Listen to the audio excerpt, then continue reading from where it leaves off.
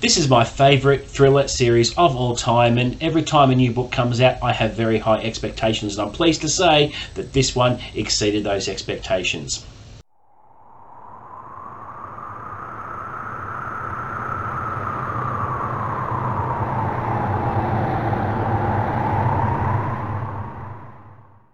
What's up guys, and welcome back to the channel. Today I'll be giving my spoiler-free review of Tom Clancy's Weapons Grade by Don Bentley, released just last month. This is the 36th book in what is known as the RyanVerse, which is what the fan base calls it because it's all-encompassing of the exploits of Jack Ryan Sr. and Jack Ryan Jr. I really enjoyed this one because the stakes were really high. It had me on the edge of my seat, and James Patterson can learn a thing or two about nurturing a series properly. And what I'm talking about here is the Michael Bennett series and the Private series, but that is a rant for another day.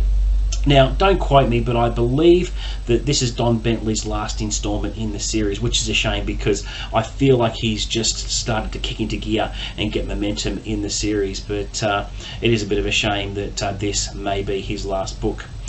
All right, so let's start, as I always like to, with what the book is about, taken straight from the cover copy. Okay. The quiet of a Texas night is shattered by the sounds of screeching brakes, crumpling metal, and most shockingly, rapid gunfire. The auto accident Jack Ryan Jr. thought he witnessed turned out to be a professional hit. Jack may be too late to save the victim, but he'll be damned if he's going to let the hitters escape justice.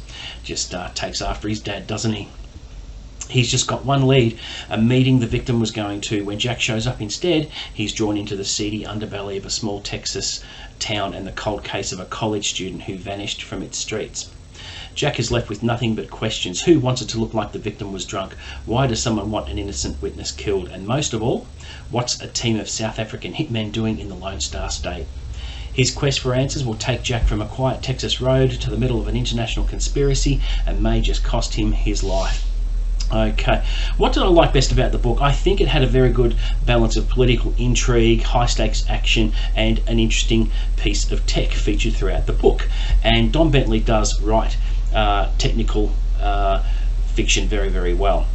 So we have the absolutely kick-ass plane featured, the SR-71 Blackbird, and the top secret Corvair, an unmanned aircraft capable of Mark 5 plus, and its armament consists of no traditional ordnance. It's non-explosive. It's a shell essentially made from tungsten, and dropped at a high velocity, it's pure kinetic energy and destroys its target without fiery explosions, and it's a very, very effective weapon.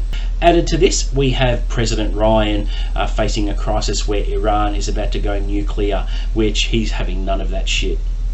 Don Bentley's nailed the characters. He knows them very well now, and I feel bad about picking on him for 0 Hour, which is a book I didn't really enjoy, but he wrote this one very well, and he also wrote the last one, Flashpoint, very, very well also. The action and suspense is top-notch. Jack is embroiled in a conspiracy in Texas. Involves him being hunted down by South African mercenaries, which is really cool. And we see the sniper team again, a couple of my favourite characters now, Carrie and Jad, lending a hand, and the end goal goes right to the wire. And Carrie and Jad are a lot of fun with their brotherly banter, but they're also very lethal operators as well. I also enjoyed reading about the character dynamic between President Ryan and Mary Pat Foley, his National Director of Intelligence. They go back a long way, and for me too, especially since the early books when I used to read about their exploits, and Mary Pat being a asset manager behind the Iron Curtain back in the day while working in Moscow as a CIA agent. But I really like that interaction between the two because they have a really close bond, and it's just really nice to read about. I had a great time with this. Look, anything negative about it? The only thing that is a little bit of a negative for me is there wasn't a larger role for John Clark or Ding Chavez. I know they got hurt pretty badly, John Clark in particular, in the last book, but I'd like to see more of John Clark and Ding Chavez because they're the original Rainbow Six operators as well, and just to have them featured more in the books in the future for this series would be really, really good. Okay, so yeah, really enjoyed it. Can't wait for the next one, which brings me to some news about the series moving forward. So one of my favorite series contributors, Marc Cameron, is back in Command and Control, due to be released out in December. Now, this one focuses on President Ryan being locked on for an assassination attempt from a ruthless organisation. So I think it's going to be a Jack Ryan Sr. book, but details are pretty sketchy at the moment. But December isn't that far away, and I'll be looking forward to that. In more exciting news, starting next year, we have Act of Defiance being released. Not quite sure what the release date is, but this is going to be written by Andrews and Wilson, who are a pair of collaborators who have their own successful thriller series, which has been doing very well. They're brand new contributors to the series, which is really, really exciting because I'm keen to see how they're going to take the series moving forward. And I think in their hands, I think the series will do well moving forward. But yeah, it remains to be seen, but you can bet that I'll be buying these books on new release day. So there you go.